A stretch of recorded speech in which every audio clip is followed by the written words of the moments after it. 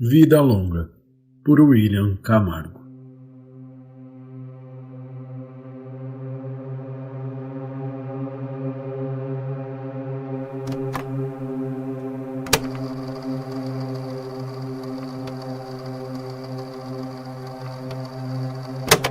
E então, pode começar? Ei, garoto, agora eu vou gravar a entrevista aqui, depois a gente brinca, rapaz. Bom garoto, bom garoto. Eu vou deixar ele ali na área de serviço e eu já volto. Pronto, pode começar? Certo, vamos lá então. Bom, na época eu era um carteiro, como qualquer outro carteiro, que trabalha pra caramba. Acho que eu trabalhava uns 5 anos no ramo já. E um colega do trabalho entrou de férias, então eu fui designado para cobrir a área de entregas dele. Eu não via problema nisso, mas era minha primeira vez naquele bairro e quando você faz entregas é bom conhecer o bairro, né? Bom, onde tem cachorro na rua, lugares perigosos, casas abandonadas, coisas desse tipo. Naquele bairro eu conheci a Rua Silva. Era uma rua em particular que me deixava um pouco assustado na época. Ela ficava na parte mais baixa de um morro. Era como uma viela, depois ia se alargando. Não era asfaltada e um rio bem fedorento passava adjacente a ela. O rio só permitia que um dos lados tivesse casas, né? E mesmo assim não eram muitas, havia umas 4 ou 5 casas no início e depois um grande terreno baldio. Daí viria a casa mais estranha que eu já conheci. A sua estrutura era normal, era térrea, grande, o quintal então gigantesco.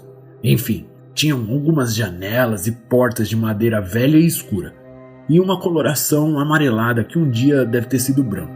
E no portão não havia caixa de correio. Então, a primeira vez que eu fui entregar a correspondência, eu bati palma. Até um velho abria a porta da casa com um chapéu de italiano cinza, mancando e se apoiando sobre uma bengala preta. Assim que ele abriu a porta, um cachorro disparou para o portão. Estava fechado, óbvio. Era um vira-lata preto e branco. Quando ele se aproximou latindo, eu reparei que ele era bem velho, e os olhos estavam praticamente brancos, opacos. O velho veio em seguida, se aproximou, tinha uma barba por fazer, manchas na pele, parecia ter uns 80 anos. Foi simpático comigo, pegou sua correspondência, assinou o papel, me agradeceu e partiu para sua casa, mancando com seu vira-lata cego ao lado. Eu voltei para casa aquele dia, na época eu não tinha filho nem esposa, morava em um apartamento no centro, cheguei tarde da noite.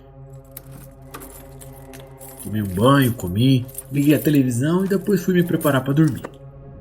E como de costume, eu estava arrumando minhas coisas para o dia seguinte, meu uniforme, bolsa, essas coisas. Foi quando eu notei que no fundo da bolsa havia uma carta. Eu peguei para ver e notei que era uma correspondência daquele velho. Ela se enrolou no tecido da bolsa e eu não vi. No dia seguinte eu passaria de novo na casa do velho e seu vira-lata cego. No fim da tarde do dia seguinte eu fui em direção à Rua Silva de novo, entregar a correspondência para aquele velho. Mas quando eu cheguei eu me surpreendi. Havia uma ambulância na porta da casa e alguns curiosos. Eu me aproximei e perguntei para uma senhora que estava perto do portão. A senhora disse que o velho que morava lá tinha tido um infarto e morrido naquela manhã.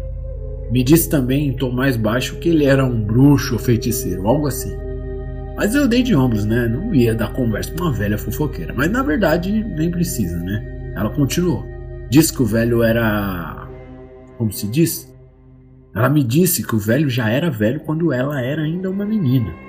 Então o velho já era bem velho. E que ele fazia magia maligna para se manter vivo. Que fazia diversos rituais para não morrer nunca.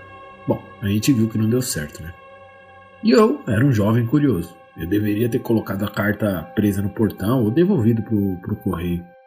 Mas não fiz. Fiquei muito curioso e eu decidi ler a correspondência do velho.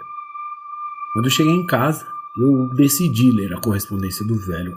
Mas antes de sair, eu pude ouvir ao longe o vira-lata cego daquele senhor latindo. Mas ele não parecia triste não, tadinho. Quando cheguei em casa, a primeira coisa que fiz foi ler a correspondência. Quando abri, um cheiro de mato velho bolor veio na minha cara. Havia uma carta e umas ervas vinham de um vilarejo na Itália, alguma coisa assim. Chamava Deruta o vilarejo. Bom, Tinha umas ervas no meio da correspondência, várias ervas ressecadas, estranho. Um cheiro bem ruim, na verdade. E o português da carta era bem mal escrito, nitidamente um estrangeiro que escreveu. A carta começava com saudações e depois continuava. Tratava-se de um tipo de ritual. Chamava-se Dalle Tenebre alla Lunga Vita. Não me esqueça, significa da escuridão à longa vida, em italiano. Eu comecei a ler aquilo e foi bem sinistro. Consistia em pegar um animal inocente e dar ervas para ele comer. As ervas deixariam o animal completamente cego. E enquanto ele ficasse cego, o velho não morreria. Na hora eu lembrei do vira-lata do velho. Voltei correndo ainda à noite e peguei o vira-lata de volta. Hoje, ele ainda tá comigo. Eu chamo ele de Imortal. Ah, entendi. Esse cachorro da história é o seu cachorro que você acabou de prender? Sim, é ele. Ué, mas por que ele ainda tá cego? Ora, eu não disse o que fiz com as ervas?